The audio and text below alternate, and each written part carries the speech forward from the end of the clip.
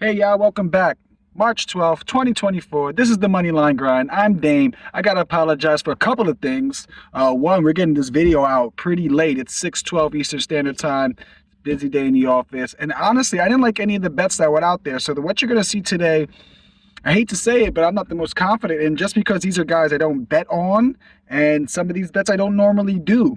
So the research was there. I do watch the games. I've seen these guys play, but I'm not too sure.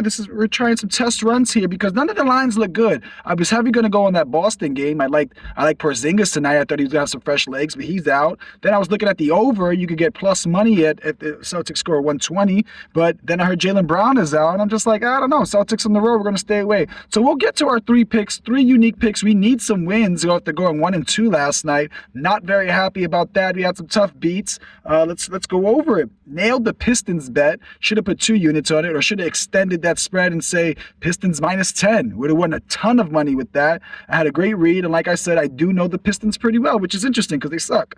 Second pick, Kyrie Irving just couldn't get us to 23 or 24 points. He had a terrible start. I think he was 0 for 6 to start. He caught a little bit of rhythm second quarter, third quarter, but by then it was a blowout. Didn't really need him to finish. Ends, I want to say, 17 points. Could have easily have gotten there if it wasn't for the terrible shooting. I think he missed his first 4 or 5 threes as well. And then our last pick, this was the one that really hurt.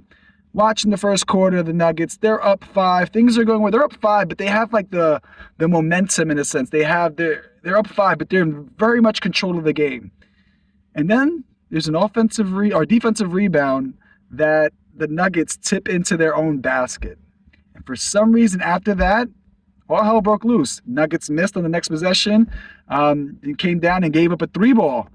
Now all of a sudden it's a tied game, which means we're down 5, and it just didn't work out the rest of the quarter. There was a weird foul, a kickball, or something like that, and 1-2. What are you gonna do? But when you win so much, you gotta understand the balance of life. Good can't exist without bad. You don't know how good is unless you have a little bad. And I'm not saying, oh yeah, we want to welcome the bad, but what are you gonna do but come back the next day and try to win more than you lose? So let's get to our 3 picks. I'm taking Jordan Poole off the back and under. We're fading Poole, although he's been hot lately, but we're going rebounds and assists. Under 8.5 rebounds and assists on the road versus the Grizzlies. This is a 1.5 unit play. So here we are back at the 1.5 unit. So I must have some confidence in this. And this is on MGM. With a boost, comes out to -102. You guys all should have that 33% boost. You're almost at even money. Poole averaging 6.4 rebounds and assists on the season, but he's beat this line in 3 games in a row. Lately, I would say in his last 5, he's been against some shitty teams. So his assist numbers are a little bit inflated in my opinion. Not to say that the Grizzlies aren't a shitty team, but at least the Grizzlies hang their hat on the defensive end. At least, and that's what we're looking for. At home, the Grizzlies, their opponents, average the 7th fewest assists per game and the most turnovers per game. And they also make their opponents average the 7th least points per game. So I'm liking this because points are low and assist numbers are low. With Poole's playing style, I can see himself being a little too cavalier with the basketball, which is going to force turnovers. I've seen the Grizz guard perimeter guards, perimeter guys pretty well in the past, betting on them.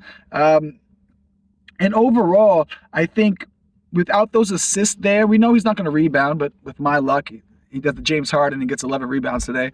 Without the assist there, I just don't see how we can get over this line. The Grizzlies, they're going to protect the paint for sure, so nothing really easy. Their opponents, the Grizzlies' opponents, don't get many shots up. I think they have like the 7th or 8th fewest shots attempt. So they're limiting the opportunities, and I've never been a big fan of Poole. I think now, if you look at how many shots he's taking per game, he's getting a little trigger happy. I don't think he's even looking to assist the ball. I think he's getting back into his bag, wants to score, and maybe prove doubters wrong by scoring the ball. You got to win and not turn over the ball, but that's what we're hoping for. Poole under 8.5 rebounds plus assists. Next guy, not sure we've ever taken it before, but 76ers, Buddy Hield over 10.5 points in New York, taking on the Knicks, -105 on FanDuel. He averages 12.5 on the season and 12 points per game in his last 10.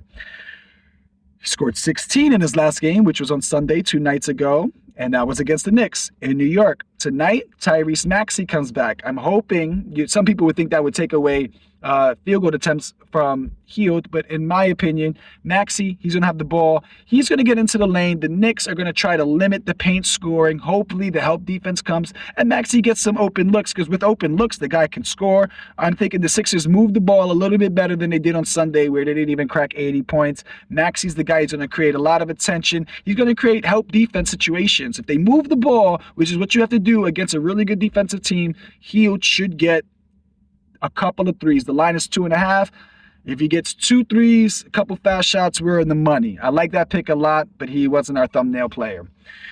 Last pick, we're going with a classic play, not who we're playing, but how we're playing. It's a 2-leg parlay. This is a VIP parlay, meaning I'm not going to post this pick at all. Only way you can get this pick is by this video. So the Discord, it'll say VIP play plus 108. Twitter will say VIP play 108 until the game has started and you can no longer get it. So thank you for watching. And this is my thank you for you. A 2-legger, simple 2-legger plus 108. So you get more than what you bet. I'm taking the OKC money line and I'm taking Halliburton, at least 10 assists on FanDuel plus 108 this season. Pacers are number 1 in assists per game, largely due to them being number 1 in field goal percentage. The Thunder's defense is respectable, especially at home, where they allow the 3rd lowest field goal percentage to their opponents. So Thunder opponents, when they're playing in OKC, have the 3rd lowest field goal percentage. But overall, in the season, the Pacers are number 1 in assists and number 1 in field goal percentage. So although OKC is great at home, it's not going to cause that much of a variance to now where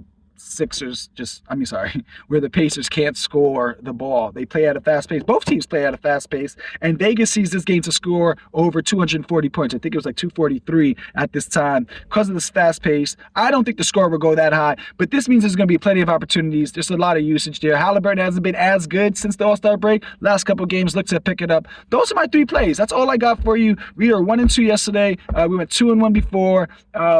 And we're just trying to get our feeding back, because this is weird right now in the middle. We're not as winning as we're used to. So we're going to crack down, keep grinding. Best of luck today. Let's get these wins, at least 2. I won all 3 like I do all the time. And I'll see you again. Thanks for tuning in. Make sure you like and subscribe, by the way. Peace out.